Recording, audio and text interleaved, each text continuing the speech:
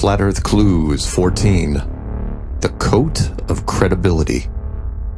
For most of us, getting dressed means just putting on something that gets us through the day.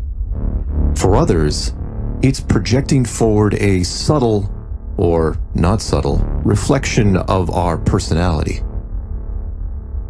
But for some, it's uniform, a garment that displays literally their position in society. We see them all the time. Firemen, law enforcement, school teacher. And the clothes over time reinforce the ideas of that position or career, similar to the bell of Pavlov's dog.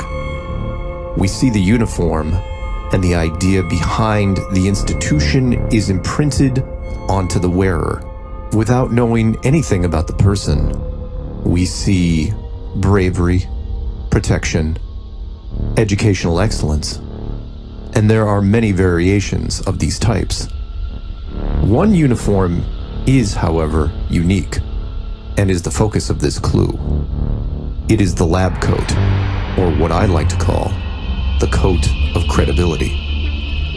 The coat of credibility is, by all accounts, nothing special. It's normally white, but sometimes can be a light shade of blue, about 40 inches long, may or may not have pockets, and really serves no functional purpose. It can't protect you from fire, has no tactical value, and doesn't have any built-in accessories to help you in a lab. It does have a special ability that until now you may not have noticed. It makes people smarter. Well, maybe not literally more intelligent. You're not going to understand calculus by just putting on the coat, but people around you will subliminally pick up on the visual cue. This is because the media over the years has reinforced the idea through television and movies. Time and time again, when you want to portray someone on screen as very intelligent, you have to put them in a lab setting. And that's what we see. Geeky lab assistant, evil genius, scientist on the verge of a breakthrough, young genius, older genius, they all wear the coat. And the coat can also function as a symbol for general higher education, even if it's not test tubes and electrodes. Doctors often wear the same type of coat to reflect their extra years of graduate work. And you say all these people have earned the right to wear the coat.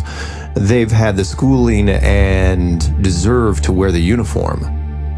And the actors, of course, get a pass because they are portraying a highly intelligent person who has absorbed all the university material. But wait, that's where things can go too far. Because where do we draw the line between actor and academic? Take this guy, for example. Some of you know him, and some do not.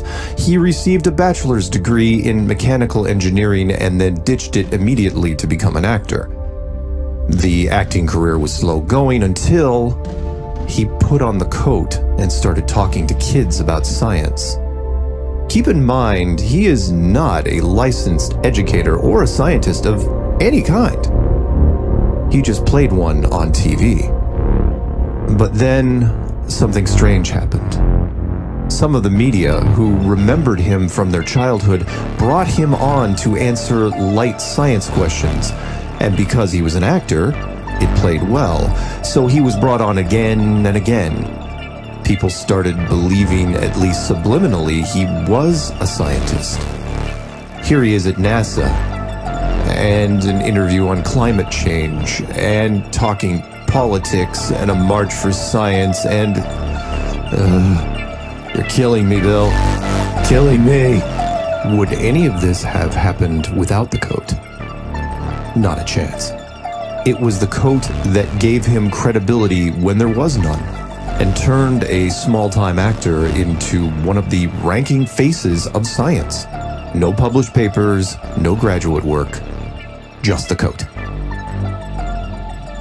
The white coat, symbolizing an elite intellect, separating the men of science from how they see the rest of us.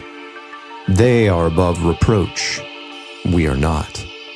They engage in raising the bar of civilization while we engage in other things. The white coat protects them, transforms them, regardless of who they are. Man, woman, black, white, Oompa Loompa. Everyone who puts on the coat immediately becomes more credible. See this guy here? He sells water products for a living. He's also a Flat Earth member and was at a large meetup in Los Angeles. He put on the coat, held a clipboard, spoke with confidence, and at one point held a captive audience, including me. Was it his stylish good looks? Was it his message? Was it the hat? You decide. Bravery, protection, intelligence. What's the difference between the three? You can't pretend to be a fireman or a cop. You can, however, use the coat to convince people of just about anything regarding science, including the shape of the world itself. People say that it's been proven for hundreds or even thousands of years that the Earth is a globe. Proven by whom? The men in the white coats? They didn't prove anything. They told you it was a globe, and you bought it, because we believe the world that is presented to us.